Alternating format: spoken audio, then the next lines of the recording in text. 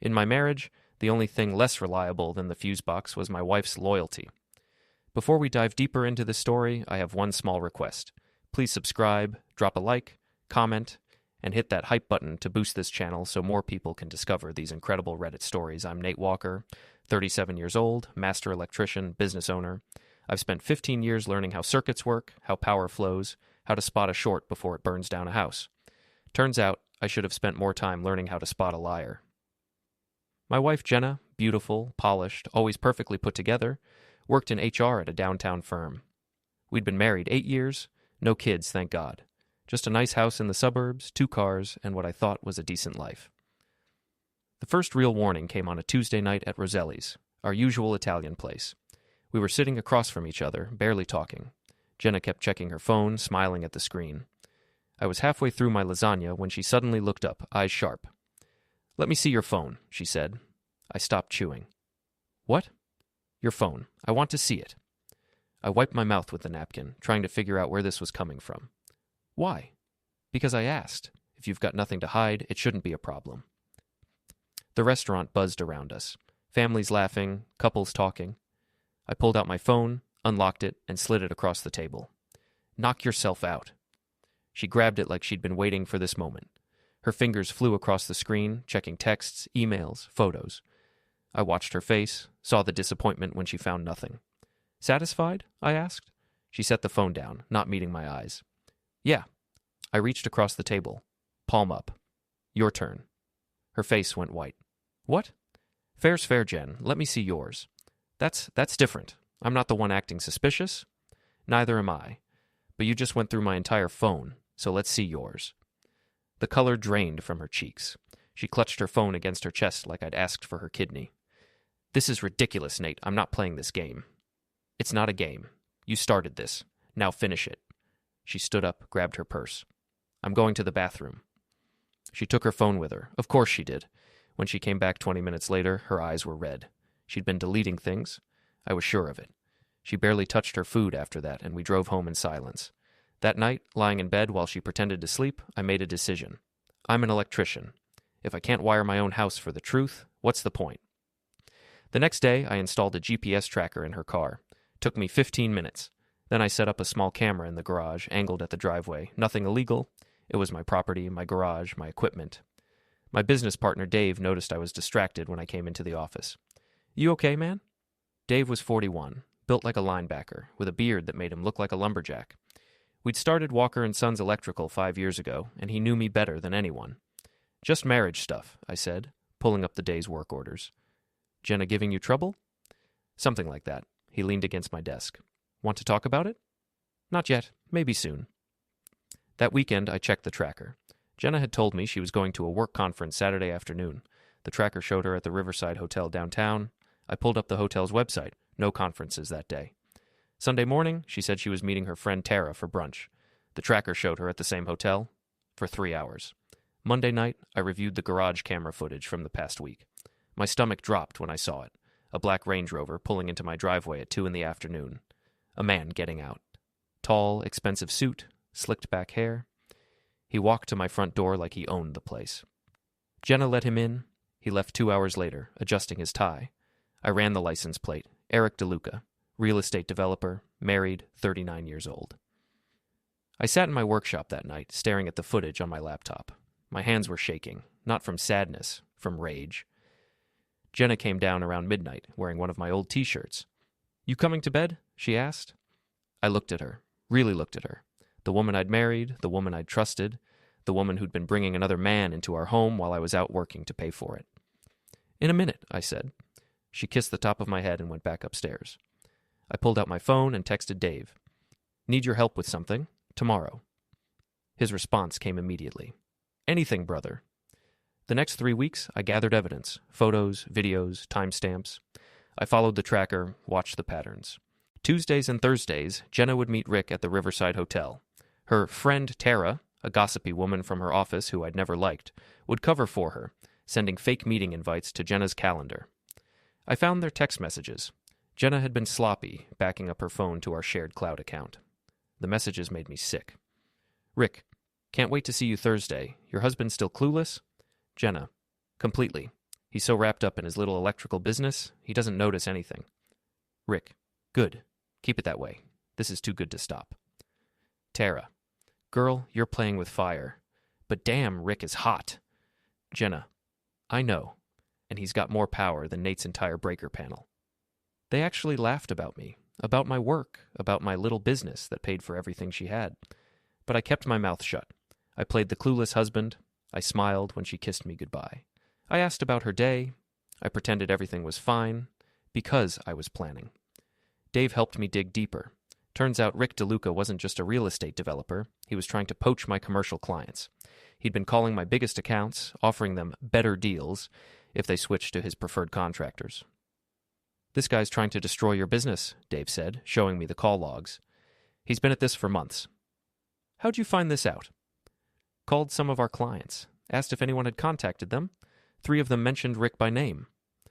My jaw clenched. He's using Jenna to get information about my contracts. Looks like it. I leaned back in my chair, mind racing. We need to be smart about this. What are you thinking? I'm thinking it's time to flip the circuit. The plan came together over the next week. First, I needed to catch them publicly. Second, I needed to destroy Rick's reputation. Third, I needed to make sure Jenna lost everything she'd been using against me. The opportunity came when I saw Rick's calendar. Jenna had left it open on our home computer. He was hosting a client appreciation dinner at Marcel's, the fanciest restaurant downtown, on Friday night. I called Marcel's, pretending to be Rick's assistant. Mr. DeLuca wanted to add 2 more guests to his reservation Friday night. Of course, sir. Names? Nate and Jenna Walker. Friday night, I told Jenna I had to work late on an emergency job. She seemed relieved. I'll probably just stay in and watch Netflix, she said, kissing my cheek. Sounds good. Love you. Love you too. The lies came so easily to her now. At 7:30, I parked across the street from Marcel's. Dave was with me, camera ready. At 8 o'clock, Rick's Range Rover pulled up. Valet took his keys, then another car, Jenna's BMW. She got out wearing a red dress I'd never seen before, something expensive and revealing. Rick met her at the entrance. He put his arm around her waist, pulled her close, kissed her neck. She laughed, touching his chest. Got it, Dave said, snapping photos. This is gold. Not yet, I said. Let's go inside. We walked into Marcel's. The maitre d' tried to stop us. Reservation? He asked. We're with the DeLuca party, I said smoothly. He checked his list, confused. I don't see... There's been a mix-up. I'm Nate Walker. My wife is already here. His eyes widened slightly. He'd figured it out. Right this way, sir. He led us through the restaurant. Rick and Jenna were at a large table with 6 other people, Rick's clients, and their wives. Jenna was laughing at something Rick said, her hand on his arm. I walked right up to the table. Honey, I said loudly. Sorry I'm late. Jenna's face went from happy to horrified in half a second. She jerked her hand away from Rick like he'd burned her. Nate, what are you? What am I doing here? I smiled at the table. My wife invited me. Didn't you, sweetheart? Rick stood up, trying to look confident. I think there's been a misunderstanding. Oh, I understand perfectly. I turned to the other people at the table. I'm Nate Walker, Jenna's husband, and you must be Rick's clients. Has he told you he's sleeping with my wife? The table went silent. One of the women gasped. Rick's face turned purple. You need to leave, now. Actually, I need to do something first. I pulled out my phone, opened the folder with all the photos and videos, and started showing them to Rick's clients. Here's my wife and your business partner at the Riverside Hotel. Here's them kissing in my driveway. Here's the text messages where they laugh about me being clueless. One of the men stood up. Rick, what the hell is this? It's exactly what it looks like, I said. He's been using my wife to steal my client information. Check your contracts. I bet he's been overcharging you. You're insane, Rick sputtered. Am I? I looked at Jenna. Tell them, honey. Tell them how long this has been going on. Tears streamed down her face. Nate, please. 8 months, I said. That's how long. 8 months of lying, cheating, and plotting to destroy my business. I reached into my jacket and pulled out the fire alarm on the wall. Everyone started yelling. Sprinklers came on. Chaos erupted. People ran for the exits, soaked and screaming. In the confusion, I walked past Rick's Range Rover in the valet area. The keys were hanging on the board. I grabbed them, swapped them with a dummy set I'd made, and pocketed the real ones. Dave and I left before the fire department arrived. That was insane. Dave said, laughing as we drove away. That was just the beginning. That night, while Rick was dealing with the restaurant chaos, I went to his house. Nice place in the suburbs, big lawn, 3-car garage. His wife's car was there, but the Range Rover spot was empty. I let myself into his garage. The code was his birthday, which I'd found in Jenna's texts. Amateur. I spent 2 hours working. First, I rewired the Range Rover's horn and lights to trigger every time the door opened. Then I stuffed raw shrimp into every air vent in the HVAC system. By next week, his car would smell like a dumpster behind a seafood restaurant. Finally, I filled his back seat with every unpaid invoice, work order, and contract for my business, thousands of pages. A paper trail of everything he'd tried to steal. I left a note on the dashboard. You wanted a piece of my business? Here's all the paperwork. Monday morning, I went to Jenna's office. I'd made an appointment with her boss, Mr. Benning, a serious man in his 50s who took HR violations very seriously. Mr. Walker, he said, shaking my hand. What can I do for you? I opened my laptop. I need to show you something about 2 of your employees. I showed him everything. The texts between Jenna and Tara, the fake meeting invites, the way they'd been using company resources to cover up an affair. His face went from curious to angry to horrified. This is a serious breach of company policy, he said. I thought you should know. Tara's fired, effective immediately, and Jenna will be placed on administrative leave pending investigation. Thank you. I left his office feeling lighter than I had in months. That afternoon, Rick showed up at my workshop. He was red-faced, furious, smelling like shrimp. You son of a... Dave stepped between us. I'd think real careful about your next words. You ruined my car. You humiliated me in front of my clients. You slept with my wife, I said calmly. You tried to destroy my business. You used her to steal from me. So yeah, I ruined your car, and I'm just getting started. He lunged at me. Dave caught him, spun him around, and marched him toward our walk-in freezer. We were installing one for a restaurant client. Let's cool off, Dave said, shoving Rick inside. I hit the button. The door sealed. The temperature dropped. Rick pounded on the door. Let me out. I leaned against the freezer, arms crossed. Here's how this works, Rick. You're going to stop calling my clients. You're going to stay away from my wife. You're going to leave me and my business alone, because if you don't, I'll make sure everyone in this city knows exactly what kind of man you are. You can't keep me in here? Sure I can. For about 20 minutes before it gets dangerous. You've got 15 left. Dave grinned. Clock's ticking, buddy. We let him out after 10 minutes. He stumbled out, shivering, furious. You're crazy, he gasped. No, I said. I'm an electrician. I know exactly how much current to run before something breaks, and you're about to break. He ran. The divorce papers came a week later. Jenna tried to take half my business, claiming she'd supported me emotionally and financially. Her lawyer was expensive and aggressive, but I had Dave, my sister Amy, a paralegal who knew contract law, and every piece of evidence showing Jenna had been actively working against my business. She's got no case, Amy said, reviewing the documents, especially with the affair and the corporate espionage angle. Corporate espionage. She gave your client information to Rick. That's theft of trade secrets. She's lucky you're not pressing criminal charges. The judge agreed. Jenna got nothing from my business. She had to move out of the house, and because she'd been fired from her job for policy violations, she had no income. Meanwhile, Rick's life was falling apart. His wife Paige had found out about the affair. I'd sent her the evidence anonymously. She filed for divorce and took their kids.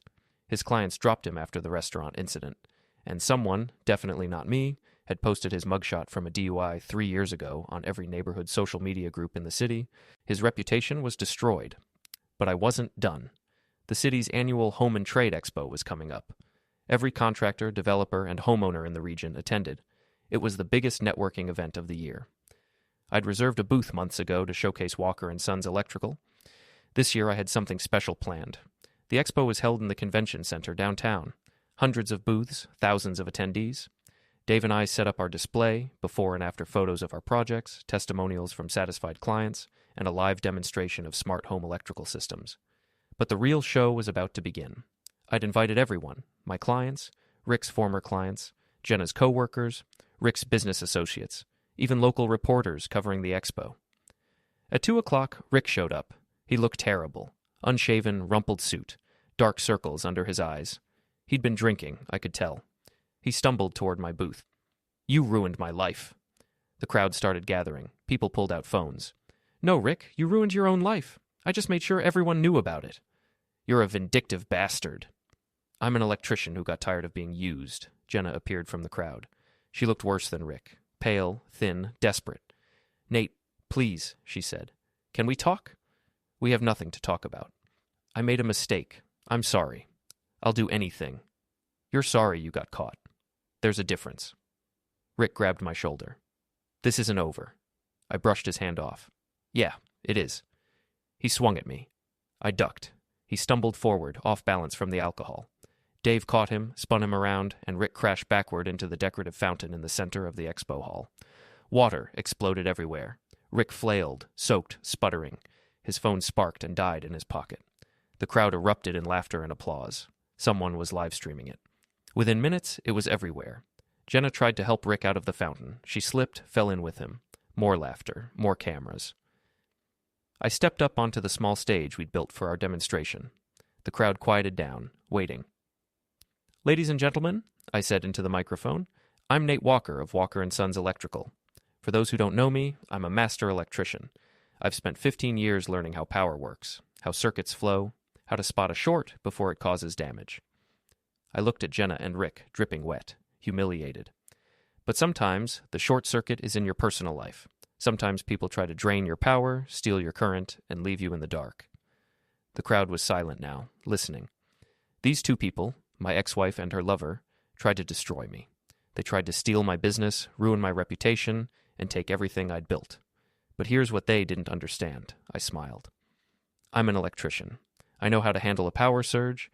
I know how to redirect current. And I know exactly when to flip the switch. Thunder rumbled outside. Rain started hammering the convention center roof.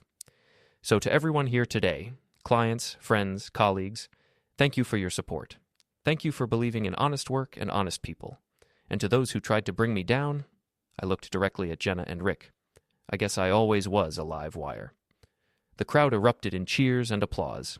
People rushed forward to shake my hand, to book appointments, to tell me they'd heard what happened and respected how I'd handled it.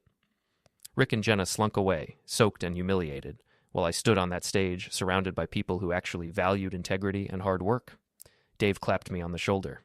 Brother, that was perfect. My sister Amy hugged me. I'm proud of you. And as the storm raged outside and the expo continued around us, I realized something important. Revenge isn't about destruction.